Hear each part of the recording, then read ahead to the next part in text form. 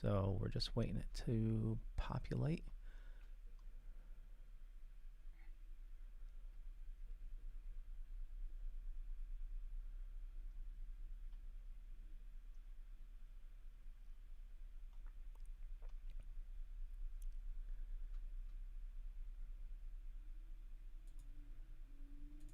Okay.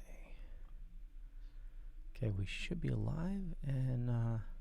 And sorry, I'm your name again? Is it Sophie? Sophie. Sophie. Okay. Okay. And we are. Oh, let me fix that.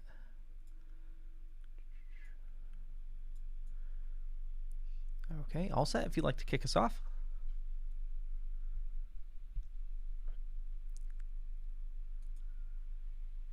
Oh, we lost your audio. You there? You're muted, Sophie.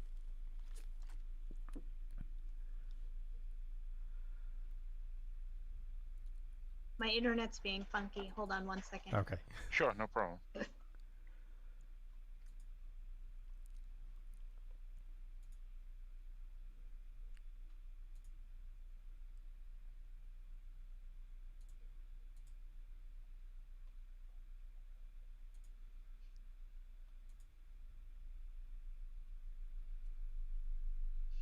Okay, for those of you watching live right now, we are at YC3, and we're waiting for our moderator, our host, to fix some technical issues. But we are, there's a link in the show notes down below or up above, depending on where you're watching or listening to us, for YC3. It is a free virtual con. And while we wait for Sophie, Sarah, why don't you tell us a little bit about yourself? Hi, I'm Sara McCune, also known as Project Shiro Studios, and I'm a webcomic artist. Awesome. I was looking at some of your art. Very cool. So how many comics do you, so it's a web series, or are you looking to print this as well? We're definitely looking to print this. So the comic that I'm doing right now is called The Uncontrollable Reclass, and it's an all-ages superhero comedy about the world's strongest 10-year-old. And we're hoping to maybe shop this out to some publishers, but if not, we'll just kickstart it. Awesome. I'm going to try to get the at least one of the guys from Token Dead. They self-published their comic as well, so that it would be really good to talk to them about this as well. I know they had some hurdles. So tell us about your process. I see you use a Cintiq, and how you go about creating your art. Well, oh, looks like our moderator. Oh, here we go. Sorry about the technical difficulties there. No worries, no worries. All right. I think you already got started here, but I think we are interviewing with Sara here today. And I think you've already kicked it off, really. So if you want to start. No worries. I don't like dead air, so. No worries. Leo, if I could interject for a second, Leo. Oh, totally. Go for it. I wanted to ask Sara before we even begin, for folks who haven't been to her YouTube page or websites or anything like that, how are you showing it on the internet for people to see it? I mean, I know it's a web series, but is it like still pictures and then it goes to the next picture and the next picture and so forth? In other words, we want the people who are at home to know how it's shown on YouTube and whatnot. Yeah, so my webcomic is primarily a static image comic. Me and my writer are a bit old school, so we're designing it with the intention of printing it into a book later. So there's no like fancy GIFs or background music or anything. You can read it for free on Tapas, and I will stick a link in the chat here. It's reclasscomic.com is where you can go. Awesome. And for those of you watching us live, I actually have all your links in the show notes. So your Twitter, your Instagram, the Reckless page, and also there's something, your Patreon. Oh, yeah. On top of it. Thank you. Oh, I try. Sara, did you have any questions for, Sophie, did you have any questions for Sara? I don't personally. Okay. Like I said, here on Mike's behalf, so I don't Okay. think he had any questions or anything. No like worries, no worries. So we were talking a little bit about your process. Can you talk a little bit about how you create these comics? Yeah. Well, I am currently in a partnership with Aaron Walther. He is my writer, which is great because I'm not a writer. I can create characters all day. I can design them. I can plop them in situations, but ask me to like think up a situation for the people, and I'll be like, coffee shop AU, go. Uh, so I'm really glad to have a writer who we share the same kind of story sensibilities. So he writes the script, goes through a couple revisions, sends it off to me, and then I basically do all the art except for the letters. I thumbnail on paper and then do the rest on my computer. So. And do you do the coloring as well? Mm-hmm. That's my favorite part, actually. I started out as a colorist, and that's what I would love to do for the rest of time, but we didn't have enough money to hire another artist for this comic, so all that's on me. So for those of you watching us on the live stream, I do have some of the art flashing across, so you can see that. And the art is simply amazing, and I just don't know how you guys get that creative, you know? I don't know either. Yeah. This is my first long form comic project that I have drawn entirely myself. I drew another comic before this, but it was like a newspaper strip gag format. And so I never really had to worry about keeping the characters and locations on model because they never really recurred over and over again. So it's been a process. And I feel like I've been simultaneously slamming my head into a wall and leveling up intensely every time I complete a page. So introduce us to the character. So it's Reckless is the character, and Reckless. Okay, and explain the character and you know what she's going through. Yeah, like I said, she's a super strong 10-year-old girl. The universe is kind of like your standard superhero city. There's a bunch of already established superheroes, and the comic is actually forgetting the word now, like a shoot off of a different comic that Aaron and I did a long time ago. And in that, the team called Zero's Heroes, the team of superheroes, finds Reckless basically in a bad guy lab, and they've been raising her to be their little wrecking ball. And they rescue her and they take her in, and so the uncontrollable Reckless kind of starts a little bit after that, when they decide to take her to school for the very first time. You know, get her meet kids her own age and just start socializing, not with like 40-year-old superheroes for the first time in her life. Now, what made you decide to go the route of superheroes for your character? In other words, you know, there's a lot of comics with various genres, but obviously superheroes is the most popular. Were you always into superheroes and such, and you always wanted to make your own because of that?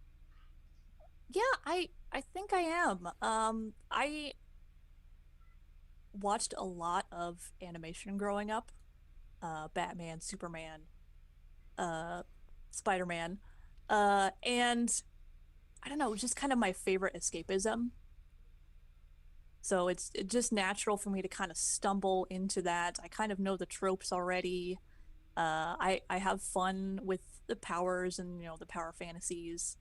And to throw in a little extra bit of slice of life seems like the natural evolution of that genre. And it's really interesting to me. And as your own artist and your own developer of the character, did you have any influences specifically from the past that made you create this character as she is? Well, actually, as I mentioned, Reckless is a shooting off of a previous comic, Zero's Heroes. where we had a different artist, so she was already designed. So my process for the uncontrollable reclass was basically to not completely redesign her, but like give her that fresh take, put her in civilian clothes. And then, but I did get to completely design all of her classmates. So that's what I had the most fun doing. And I wanted to kind of represent all the different genres of superheroes that there can be. So she's got four classmates. There's the robot Seven, who's an alien robot from outer space and here just to observe humans. There's Beagle, who is the like legitimate sidekick to an actual superhero. So he's designed more like your 90s superhero, kind of like Bruce Timm Batman style with the suit and everything. Draco was really fun. He's from Japan, and his parents are kaiju fighters from Japan. So I decided to do a huge Ultraman vibe for him. And then Angel is the last one, and she's from a family who doesn't let her use her superpower, her wings. Like, they're not super controlling, but controlling enough that she's never learned how to fly, and she doesn't have a suit or anything. They're not trying to make her into a superhero, but they still put her in this superhero school so that she could have that influence from other kids like her. Now, hearing you talk sounds like you're more DC than Marvel. Is that accurate? I don't know. I was thinking about this earlier. There were definitely more cool DC animations growing up, but my favorite superhero is and will always be Spider-Man. Nice. Well, so I'm looking at, is it the sporadic? And you have a bunch of characters in there. You have Batman with Robin. Looks like you have Martha and John Kent holding baby Kal-El. Looks like I might see a Green Arrow in there. The Thing looks like in the corner. Any other What's sporadic? SPORA. Am I not on your page? That doesn't sound familiar to me. I'm sorry. Okay, sorry. Well, how did I get here? Okay, I'm sorry. I thought that was you. It's the lucky for New Haven has the sporadic building, which stands for Superpowered Orphan Registration Adoption Designation. I must have wandered. Oh, the page at the adoption agency. Yes. Yeah. Yeah. Gosh. Okay. Oh, that was that was like 3 years ago that I drew that.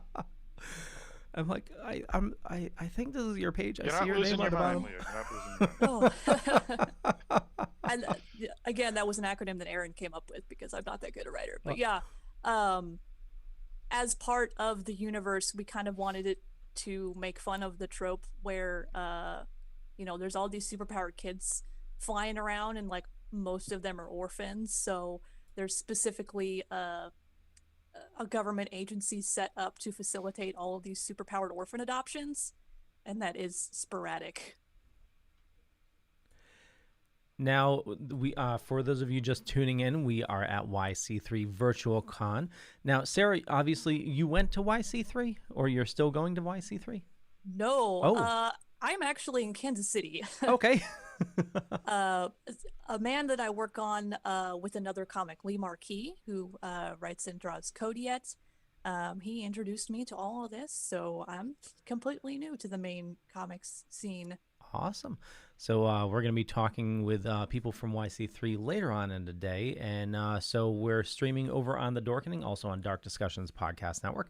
And we're going to be doing 3 panels today. So this is our first panel at 11. We're also doing a noon panel and I believe a 1 p.m. panel as well.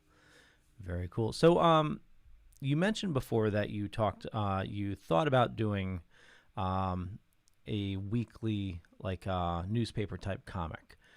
Have you thought about so we talked to an artist, Tim, who does Sour Grapes, and it seems like that's definitely an avenue. Have you thought Um, that going into that for your future, or you're just shut off from that, or where do you see your art progressing to?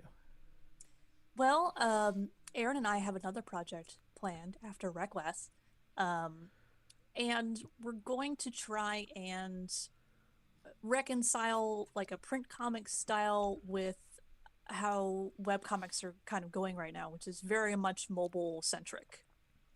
So we're going to probably do like a half page format, something that's a little bit easier to look at on your phones, but that we can also maybe double up and print in a book when we're done.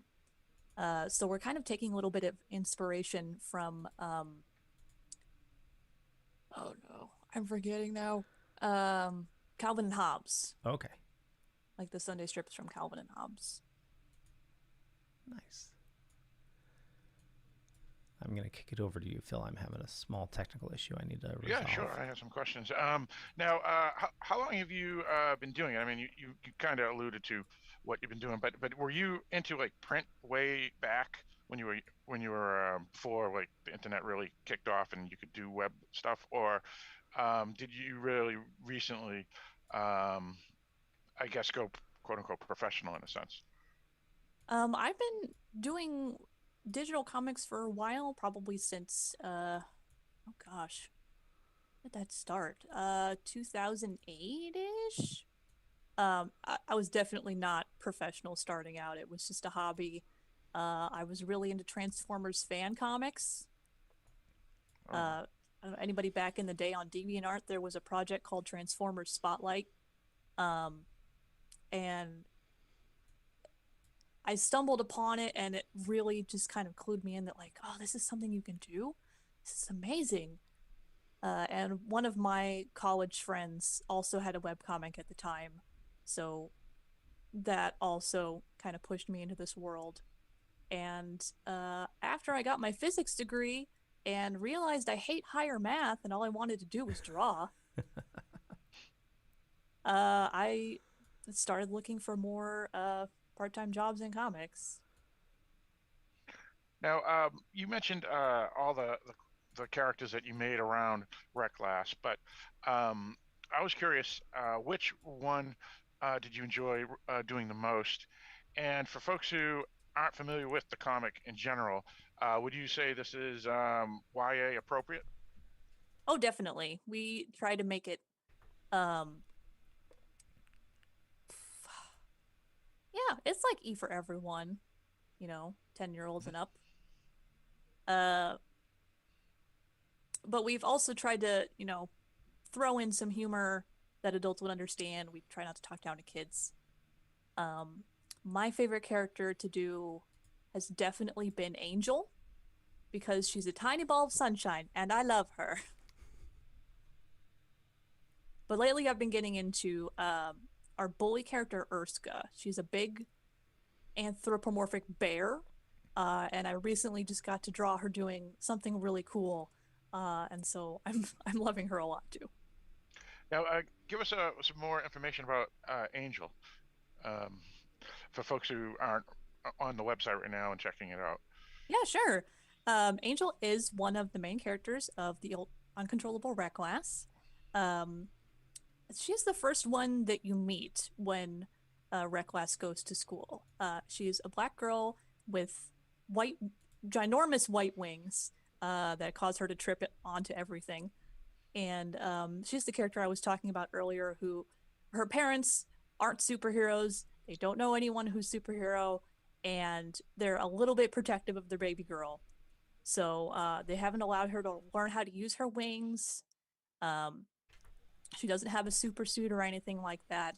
So she's um, a little bit not self assured, but she freaking loves superhero fashion. I love to draw her with this big fat notebook full of newspaper clippings and stuff. And, their city is full of superheroes. So she tracks them over time and learns about all of their costume changes and uh, wants to design superhero costumes for her friends. So it's a bit of her dream to do that in the future. Nice. Lee, I'll pass it over to you. Yeah, no worries. So you have a Patreon, and this is one thing that we love is supporting indie artists, and so it's tough to get money to fund your creative endeavors. How has Patreon been working for you? And let's talk about your membership levels that you have as well. Yeah. So basically, for my Patreon, you can get monthly wallpapers and early rec class pages a week before the rest of the internet.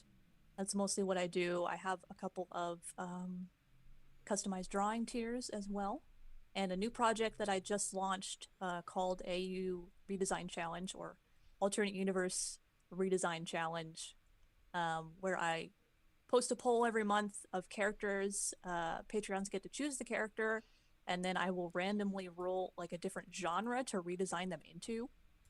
I just posted the first video for that on my YouTube, so that was really fun to do.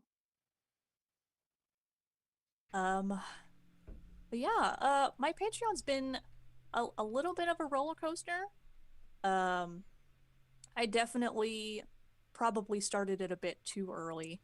You definitely need to have a very big following to make it worthwhile.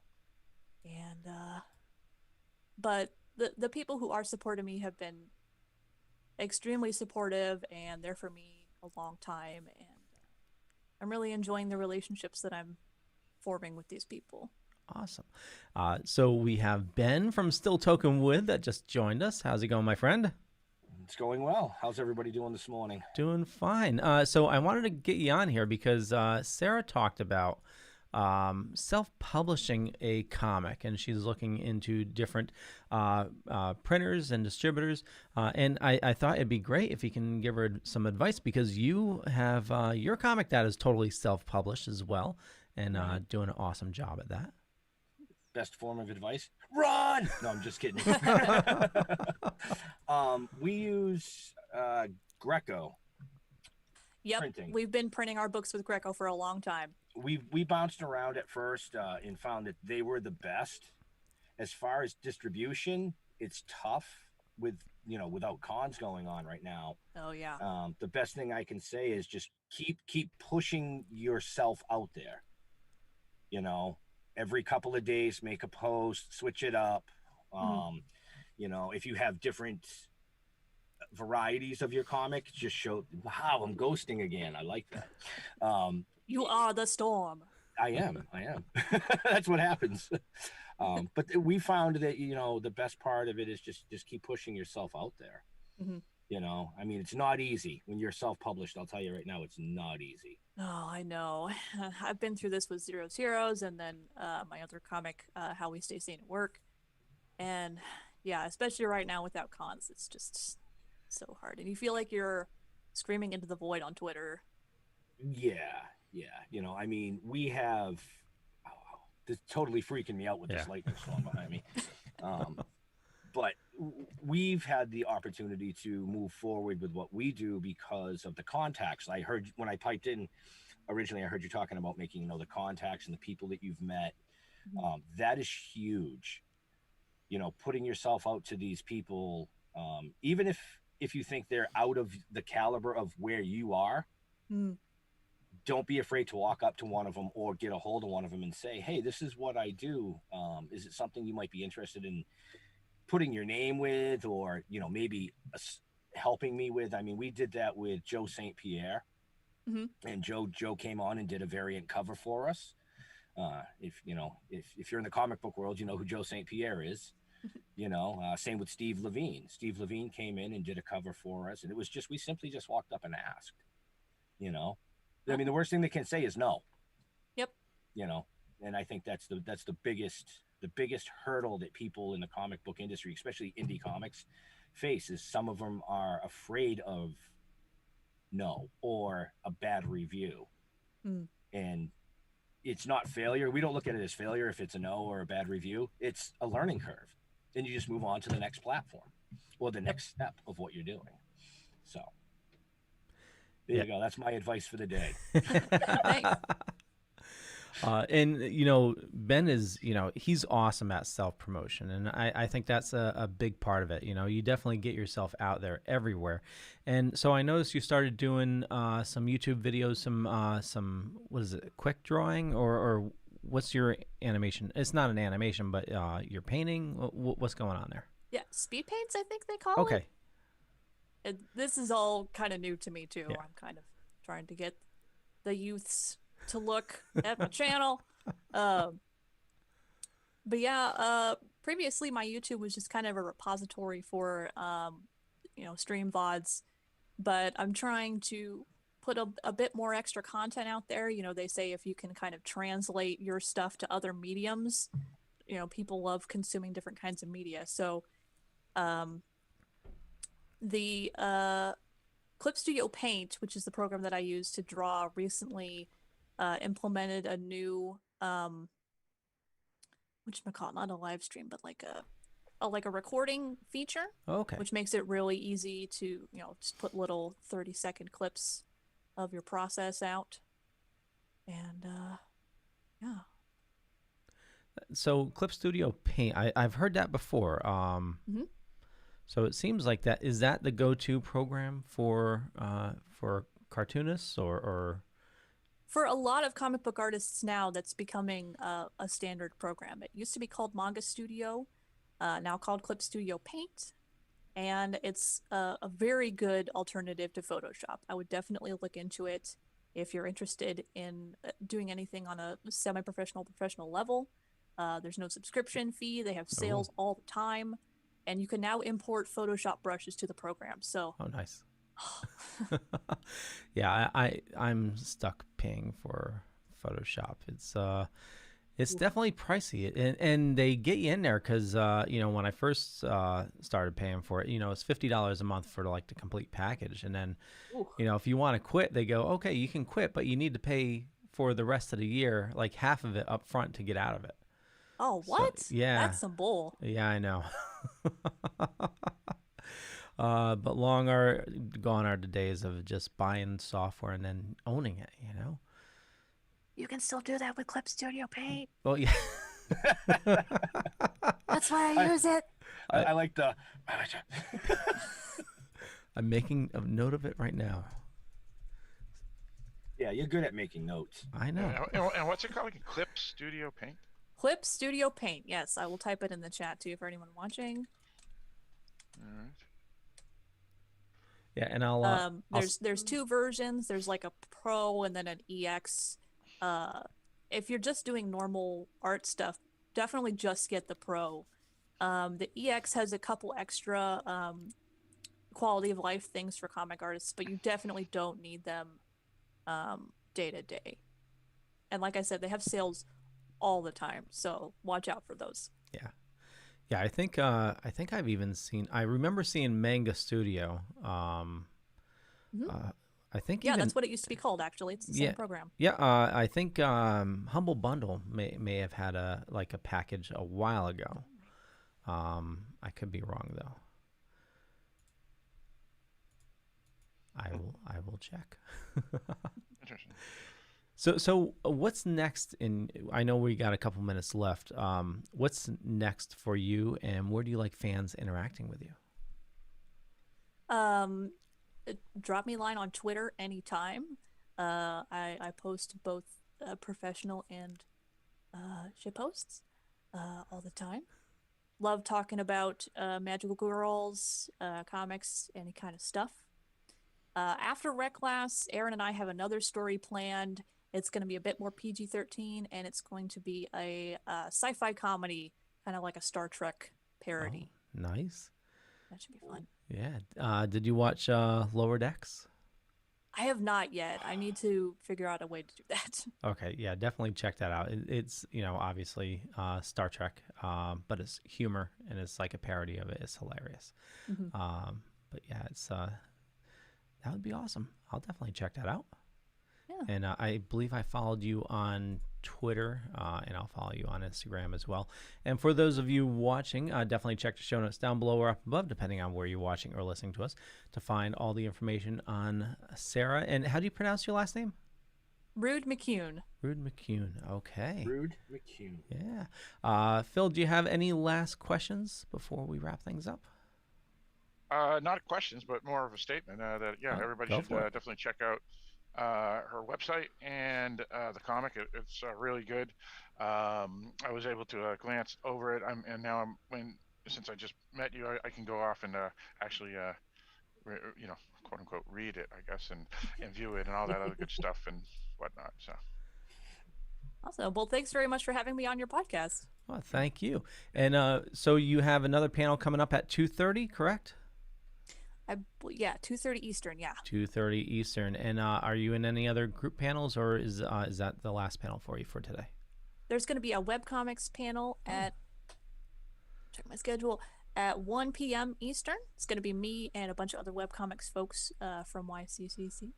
Awesome. So if you head on over to ycc.edu, this is the YC3 Virtual Con, or if you're lazy or just want to go right to it, there's links in the show notes down below or up above, depending on where you're watching or listening to us.